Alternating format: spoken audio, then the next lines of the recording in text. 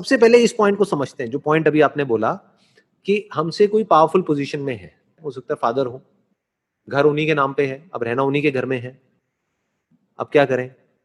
और वो हो सकता है अपनी पावर को मिसयूज कर रहे हैं, हमें कुछ भी बोल रहे हैं, फिजिकली हमारा टॉर्चर नहीं कर रहे बट मेंटली हमारा टॉर्चर कर रहे हैं सुबह से रात तक। अब क्या करें? या किसी कंपनी में आप काम करते हो, वहां पे जो बॉस है वो अनड्यू एडवांटेज ले रहा है अपनी पोजीशन का, वो आपको अननेसेसरी आपका मेंटल टॉर्चर करते चले जा रहे हैं। अब क्या करें? तो एक एंगल तो ये है इसको देखने का, इस सिचुएशन को, कि हमें फर्क नहीं पड़ना चाहिए, बट फर्क पड़ता है ना। इस सिचुएशन को आप क्या बोल सकते हो? एक टॉक्सिक रिलेशनशिप है। That other person could be even your husband और वाइफ, राइट? वो कोई भी हो सकता है वो इंसान।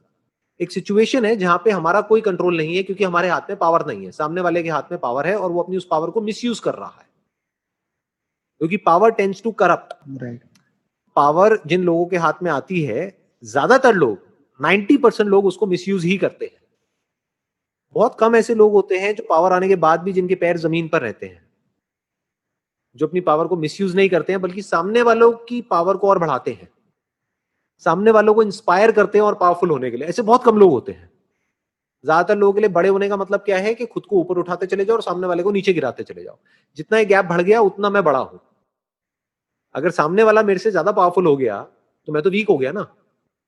तो बहुत सारे लोग ऐसे हैं जो जाने अनजाने आपको पावरफुल होने ही नहीं देंगे। उसके लिए उनके पास में क्या तरीका है? आपको टॉन्ट मारेंगे, किसी भी तरीके से आपको नीचे गिराने की कोशिश करेंगे, आपको सप्रेस करेंगे, आपको ऐसे दिखाएंगे कि तुम बेवकूफ हो, हम समझदार हैं। ऐसे ही होता है ना? तो अब ऐसी सिचुएशन में क्या करें?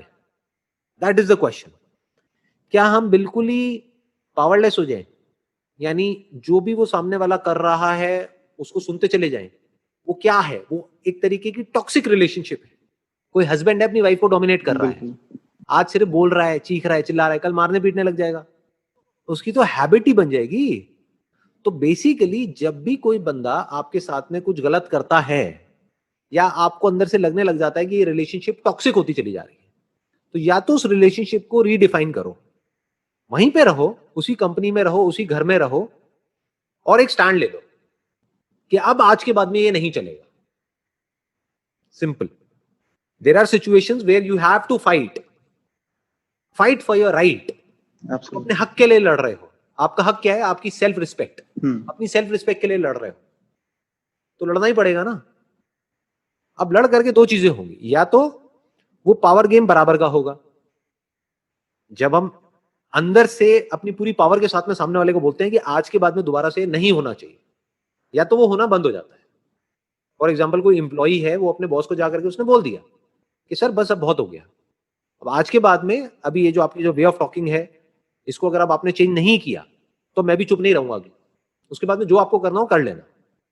तो या तो वो बंदा सोचेगा, अगर आप उस कंपनी के लिए काम के होगे तो सोचेगा कि यार मैं अपने वे ऑफ टॉकिंग को ही चेंज कर लेता हूं, क्योंकि इसके जाने में मेरा नुकसान है, इसके रहने में मेरा फायदा है, चलो कोई बात नहीं। बट अगर उसको ये लगता है कि आप चले भी जाओ तो कोई फर्क नहीं पड़ता, तो फिर तो ऐसी कंपनी में आपको वैसे भी नहीं होना चाहिए। आप समझ गए? बिल्कुल।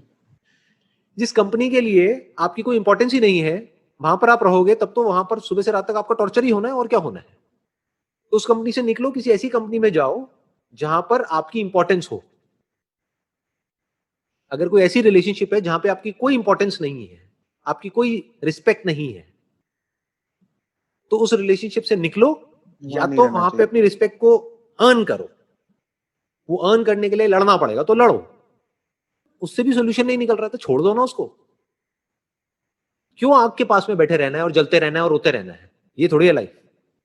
टॉक्सिक रिलेशनशिप का मतलब ऐसा है, जहर को पीना। तो रोज रोज जहर को क्यों पीना? एक ही बार पियो ना। मतलब समझ गए? वो रिलेशनशिप आपको कुछ दे भी रही है, आपसे कुछ ले भी रही है, हर रिलेशनशिप ऐसी ही होती है। तो जब तक ये इक्वेशन 50-50 है तो बहुत ही बढ़िया है। जितना आपको उस रिलेशनशिप से मिल रहा है उतना ही आप दे रहे हो, बहुत बढ़िया है, बहुत अच्छी रिलेशनशिप है।